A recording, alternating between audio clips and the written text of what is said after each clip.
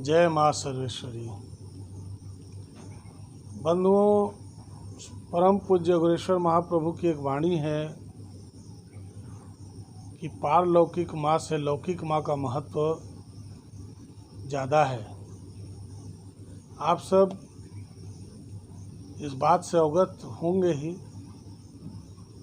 तो आज मेरा यह वीडियो आप लोगों को एक बहुत महत्वपूर्ण चीज़ की ओर ध्यान खींचने के लिए है।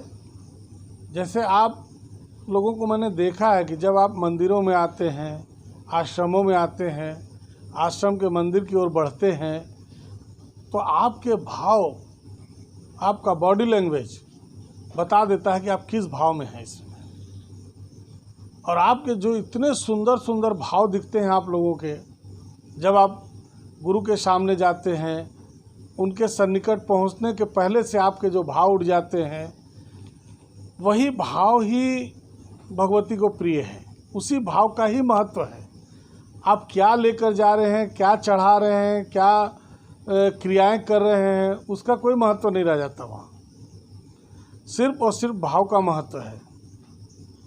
तो यह आप सब इस चीज़ को जान लीजिए, समझ लीजिए कि जब भाव का ही अभाव हो जाएगा तो आपकी कोई क्रिया, कोई पूजा, कोई पाठ किसी काम की नहीं।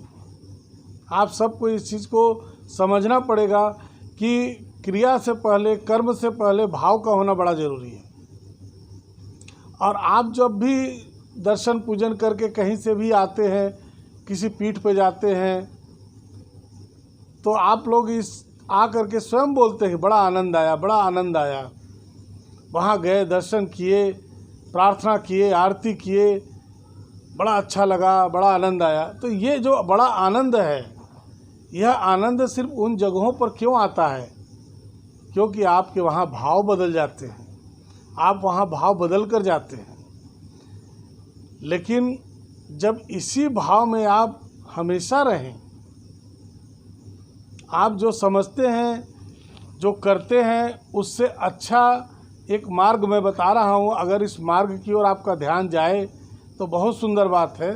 जब आप अपने परिवार में रहते हैं, आप प्रातःकाल सोकर उठते हैं, आपकी माँ सामने पड़ती है, आपके पिता सामने पड़ते हैं, आपके भाई बंधु, आपके पत्नी बच्चे आपके सामने पड़ते हैं, उन सब में ईश्वर ही है। सब में वह देवी देवता हैं जिनके पीठों पर जाके आपको बड़ा आनंद आता है। तो आप उनको भी, उनसे भी दृष्टि पड़ते ही उस मुस्कुराहट के साथ, उस भाव के साथ उनको देखना शुरू करेंगे। उनका भी दर्शन आप उस भाव से करना शुरू करेंगे कि ये भी मेरे सहयोगी हैं, कहीं ना कहीं से इनके भी सहयोग से मेरा कल्याण हो रहा है, मैं अपना उद्धार कर रहा हूँ।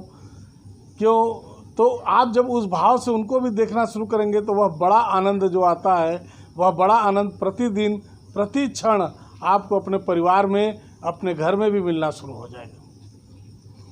और उसी आनंद की खोज में सारे लोग इधर से उधर भटक रहे हैं। कोई कहीं जा रहा है, कोई कहीं जा रहा है।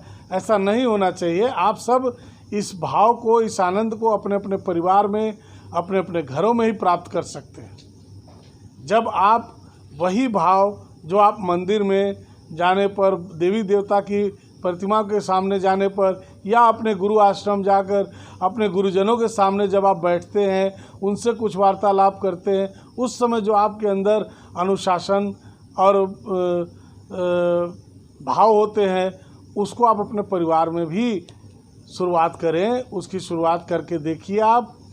जब आप अपने घर में भी अपने अनुशासन में रहेंगे और उसके साथ साथ अपने भाव को भी सुंदर बनाएंगे, तो वह बड़ा आनंद जो बाहर में आपको मंदिरों में आता है, वह आपको अपने घर में भी आने लगेगा।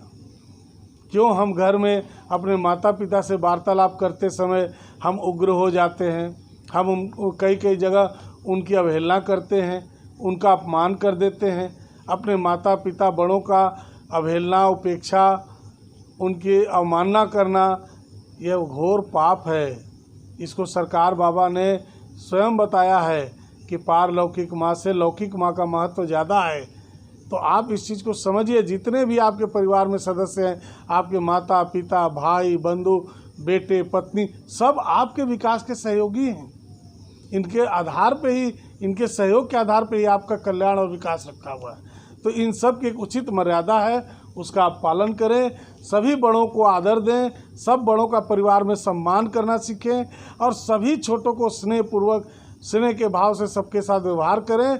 आपका जीवन बड़ा आनंदित हो जाएगा और आप सुख शांति समृद्धि का वास हो जाएगा आपके साथ। आप वही बोलते हैं कि ऐसे घरों में जाकर वहाँ स्वर्ग सी अनुभूति होती है।